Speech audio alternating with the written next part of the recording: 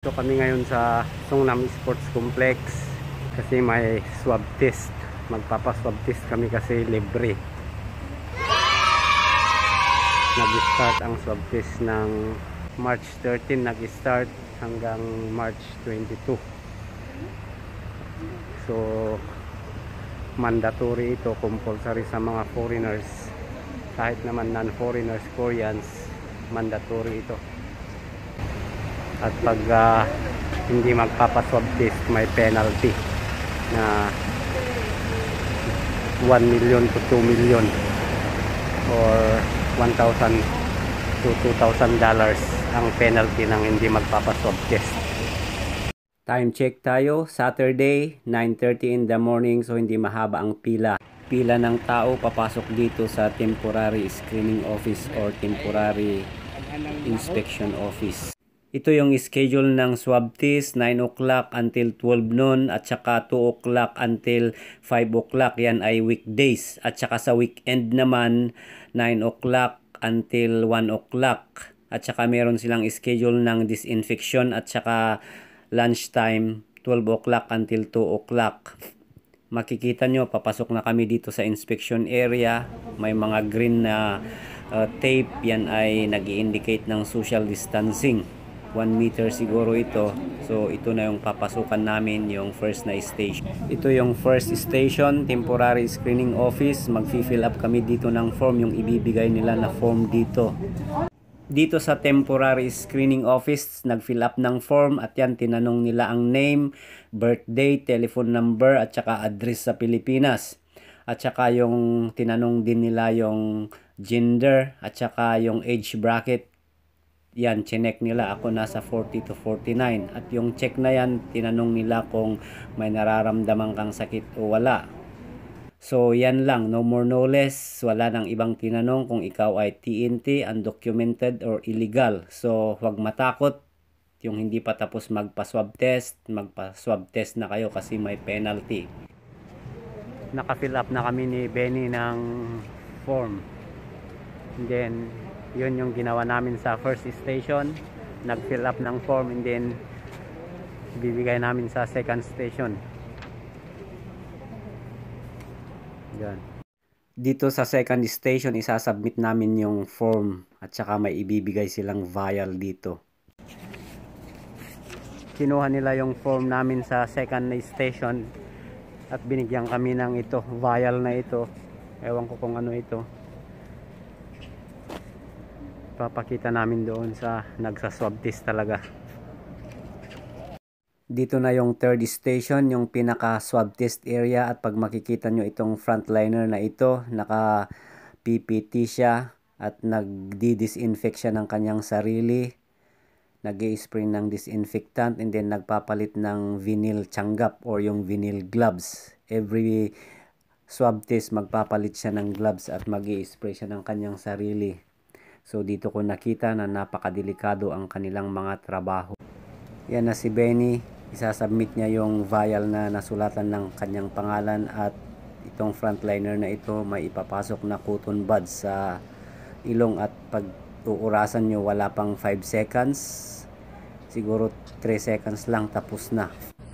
It's my turn, isasubmit ko na rin yung vial na nasulatan ng aking pangalan. Yan, ini-instruct ako ng frontliner na ibaba ko yung mask ko. And then, yan, may ipapasok na cotton bud sa aking ilong. At pag inyong uurasan, wala ring 5 seconds, tapos na. So, after swab test, dumaan kami dito sa may table na may tissue at saka hand sanitizer. So, nag-hand sanitize kami and then palabas na kami. Tama-tama, dumating na rin si Aldrin at magpapaswab test na rin siya. Siguro late siyang dumating kaya mahaba na rin ang pila. Tapos na ang swab test. Pupunta muna kami doon sa may bike shop at ipapatingin namin yung bike ng kasama ko kasi na meron siyang nakabunggo last week. Inadali yung RD niya. Kaya titignan namin kung may stock kasi ito yung lumang Claris. Baka wala nang stock. Wala nang pinalabas na stock. Kaya magtatanong kami kung meron. Few moments later. Annyeonghaseyo, Yorobon, at long last, nakauwi na ako dito sa boarding house. Meron kasing kasabihan sa English or idiomatic expression na early birds catches healthy worms. Ibig sabihin, kung maaga kang lumabas, maaga kang makakabalik. Or kung maaga mong ginawa yung trabaho mo, maaga mong matatapos. So yun nga, lumabas kami ng 9:15 at wala pang isang oras, nakabalik na ako dito sa boarding house. Tapos na yung swab test. At doon sa station 1, doon kung saan kami nag-fill up ng form, meron pala silang binigay na documents or papel, flyers, ewan ko kung anong tawag dito. Nakasulat siya ng Hangul, pero translate ko siya sa Google Translation. Nakasulat dito sa number 3 na bawal lumabas. Sa classroom may batas, bawal lumabas o bawal lumabas pag hindi pa lumalabas yung result ng swab test. So, kung si Kimchi may batas ng classroom, dito sa Korea meron ding batas ng Korea na bawal lumabas pag wala pa yung result ng swab test. So, merienda muna. Ito yung paborito kong ramyun, cream, jin jampong plus coffee. So, solved na ang aking breakfast. Mamaya, isisend ko ito kay Sadyang Nim na sasabihin ko hindi ako pwedeng pumasok kasi nagpa-swab test ako. At titignan ko kung anong sasabihin niya. Mahirap kong i-explain kasi hindi naman ako expert magsalita ng Korean. So, the best na lang isend ko ito sa kanya, sa kakao niya. And then, babasahin ko na lang kung anong reply niya. Nasend ko na sa aking Sadyang Nim o sa aking boss at yan, nag-reply siya, aras so sabi niya.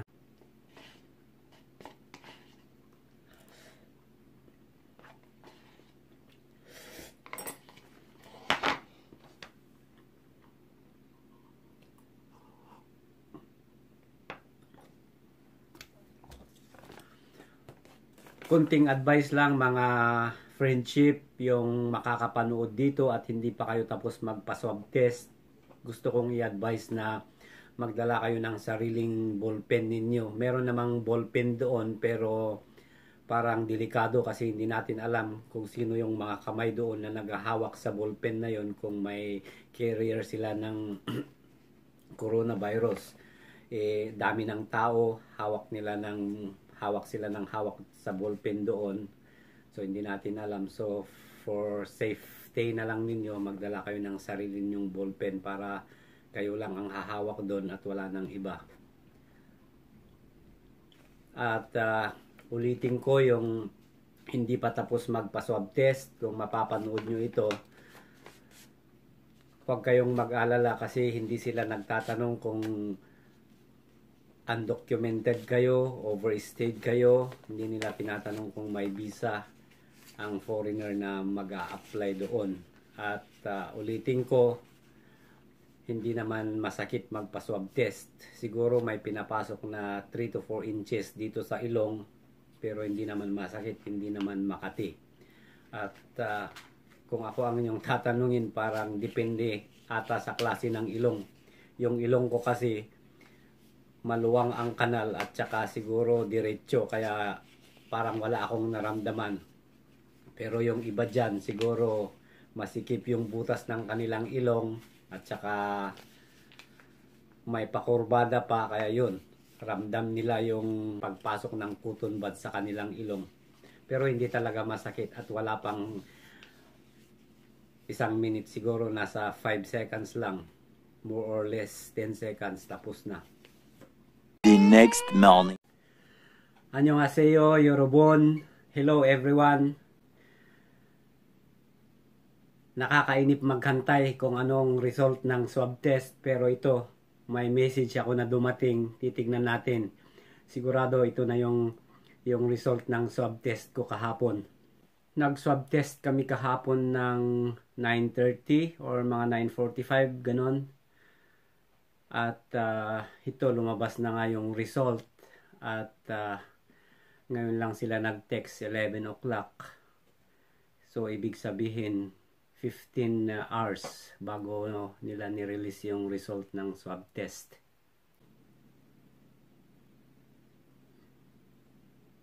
galing sa number na 0317298501. So ito, nakasulat yung pangalan ko, Freddy Madera. Nakasulat siya sa Hangul. So ang gagawin natin, ita-translate natin sa Google Translation. So kinakabahan din ako kung anong result. Anyway, wala naman akong nararamdaman, pero ganun pa man, meron kasi silang sinasabi na asymptomatic. O ito yung mga carrier ng virus na wala silang nararamdaman na symptoms. So hindi ko masabi kung negative o positive yung result ng aking swab test. But hoping, dahil wala akong nararamdaman na symptoms, sana nga magiging negative ito. So i-Google Translate ko muna siya.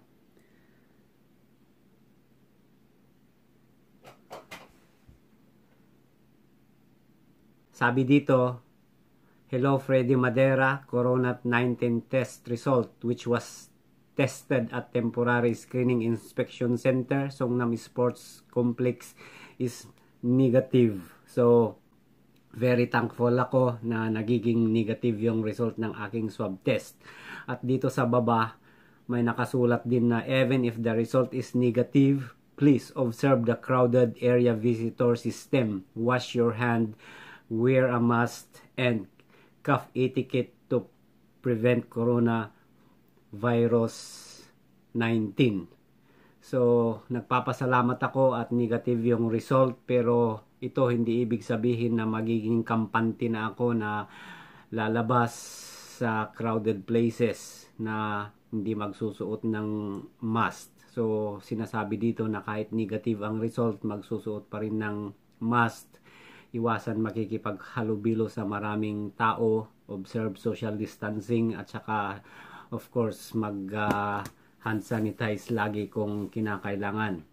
Mas lalo na mga bike viajeros, gusto ko rin i-remind sa inyo na dapat iwasan talaga natin na lumabas kung hindi importante. Mas lalo na, at ito nga naglabasan yung mga variant na ito. Merong Brazil variant na bagong lumabas na naman. Noon may UK variant, and then nagkaroon ng South African variant, and then lately ito na yung pinaka-latest na sinasabi nila na mas transferable na naman, ito yung Brazil variant. So paano natin maiiwasan yung mga ito? Yung disiplina sa ating sarili. So again, I'm very thankful na naging negative yung result ng aking swab test. At sinend ko na rin kay Sadyang Nim yung result ng aking swab test, at sigurado ako na mababasan niya yon, at yun, pwede na akong pumasok uli sa aking factory sa Linggo ng gabi. So I'm hoping, I'm praying na lahat ng mga OFW dito sa Korea, magiging happy tayong lahat. Sana all walang magpapositive. So, cheers sa ating lahat. Annyeong! Mag-Jollibee muna tayo dito sa Loteria para kunting celebration sa negative result ng ating swab test.